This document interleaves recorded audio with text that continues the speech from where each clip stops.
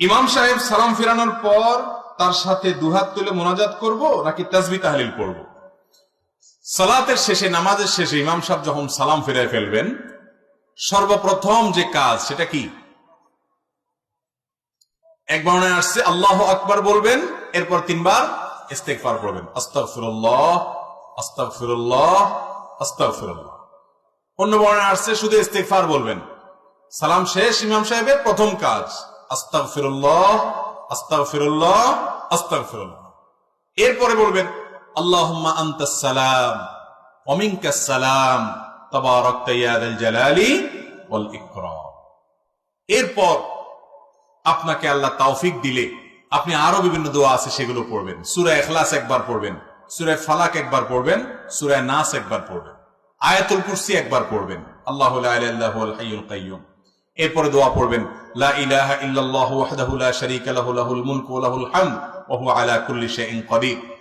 আপনি আরো দোয়া পড়বেন লা ইলাহা ইল্লাল্লাহু ওয়াহদাহু লা ইলাহা ইল্লাল্লাহু ওয়াহদাহু লা শারীকা লাহুল মুলক ওয়া লাহুল হামদ ওয়া হুয়া আলা কুল্লি শাইইন কাদির। লা ইলাহা ইল্লাল্লাহু মুখলিসিনা লাহুদ-দ্বীন ওয়ালাউ কারিহাল কাফিরুন। লা ইলাহা ইল্লাল্লাহ ওয়া লা না'বুদু ইল্লা ইয়্যাহু লাহুন নি'মাতু ওয়া লাহুল ফাদলু ওয়া লাহুস সানাউল হাসান। এরপর আরো পড়বেন আল্লাহুম্মা আইন্নি আলা যিকরিকা ওয়া শুকরিকা ওয়া হুসনি ইবাদাতিক। এরপরে পড়বেন আপনি 33 বার সুবহানাল্লাহ, 33 বার আলহামদুলিল্লাহ, 34 বার আল্লাহু আকবার। আরেক বর্ণনা আছে আল্লাহু আকবার 33 বার, শেষের বার পড়বেন লা ইলাহা ইল্লাল্লাহু ওয়াহদাহু লা শারীকা লাহু লাহুল মুলকু ওয়া লাহুল হামদু ওয়া আলা কুল্লি শাইইন কাদির। এইভাবে এই দোয়া এবং জিকিরগুলো 5 ওয়াক্ত নামাজের পর নবী করিম সাল্লাল্লাহু আলাইহি ওয়াসাল্লাম পড়তেন। এগুলো বেশি বেশি করে পড়বেন। এই যে দোয়াগুলোর কথা আমি বললাম এগুলোর সবগুলো মুখস্থ যাদের আছে একটু হাত তোলেন তো। বুঝে হাত তুলছেন? আমি যদি এখন জিজ্ঞেস করে বলতে পারবেন এই সবগুলো মুখস্থ আছে? মাশাআল্লাহ। এই সবগুলো মুখস্থ হলো মানুষ হাত উঠছে মাত্র 8-10টা এতগুলো মানুষের মধ্যে। তাইলে বোঝা গেল 5 ওয়াক্ত নামাজের পর আমাদের নবীজি সাল্লাল্লাহু আলাইহি সাল্লাম সালাম ফেরানোর পর যে দোয়াগুলো জিকিরগুলো বলতেন এগুলো আমাদের সমাজের বেশিরভাগ মানুষের মুখস্থ নাই। কিন্তু একটা জিনিস আমরা সবাই জানি, সেটা কি? রেডিমেড মুনাজাত। যে হুজুর এত দোয়া দরুদ বুঝি না, আপনারা বেতন দিয়ে রাখছি না, আপনি দেন তুলে। তো হুজুর উঠে আল্লাহুম্মা আমিন দিয়ে দেয়। ভাইরা আমার, 5 ওয়াক্ত নামাজের পর নবী করিম সাল্লাল্লাহু আলাইহি সাল্লাম সাহাবীদের নিয়ে এভাবে সবাইকে নিয়ে সম্মিলিতভাবে এভাবে ট্র্যাডিশনাল এবং রেডিমেড মুনাজাত করতেন না। তিনি করতেন দোয়া দরুদ গুলো পড়তেন, সাহাবায়ে কেরাম সেগুলো করতেন। বহু হাদিস সে বিষয়ে বর্ণিত আছে। আর যেটা আমাদের সমাজে প্রচলিত আছে ওরকম একটা হাদিসে পাওয়া যায় না যে নবী সাল্লাল্লাহু আলাইহি সাল্লাম 5 ওয়াক্ত নামাজের পর সাহাবীদের এইভাবে করতেন। যদি 2-4 বারও করতেন, শত শত হাদিসে বর্ণনা আসতো, কারণ সাহাবীরা সবাই নবীজির সবকিছু বর্ণনা করতেন। নামাজের পুঙ্খানুপুঙ্খ রুকুতে তিনি শুধু সুবহান রাব্বিল আযীম পড়েন নাই, কখনো সুবহুন কুদ্দুসুন রব্বুল মালায়েকাতুর রূহ পড়েছেন।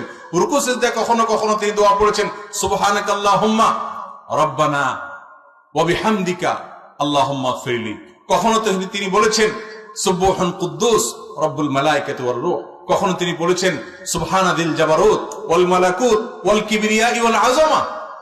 রুকুতে সিজদাতে তিনি কি কি পড়তেন সেটা পর্যন্ত সাহাবীরা বর্ণনা করেছেন। তাহলে সালাম ফেরানোর পর সবাইকে নিয়ে যদি এইভাবে ট্র্যাডিশনাল দোয়া আমরা যেভাবে করি এভাবে যদি করতেন, অবশ্যই সেটা হাদিসে আসতো না?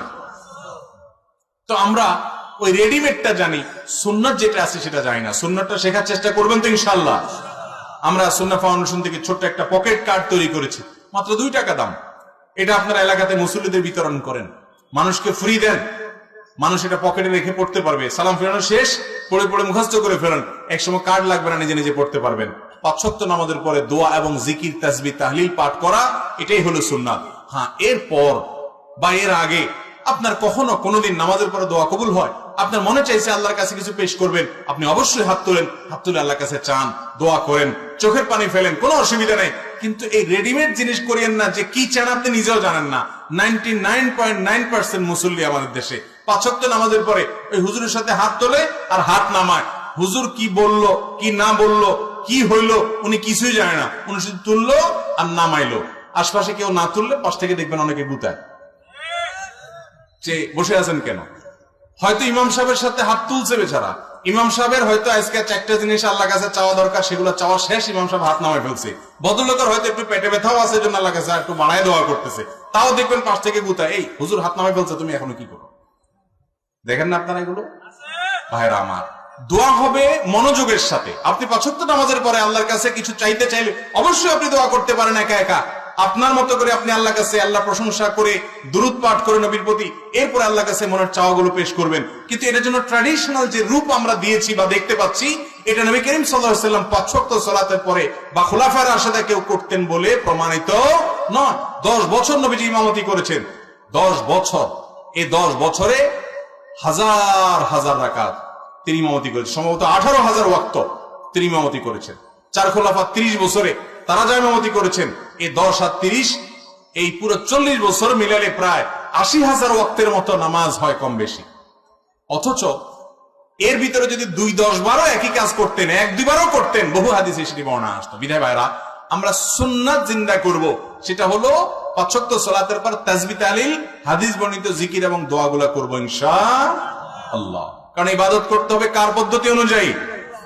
নবী করিম সাল্লাল্লাহু আলাইহি ওয়াসাল্লামের পদ্ধতি অনুযায়ী।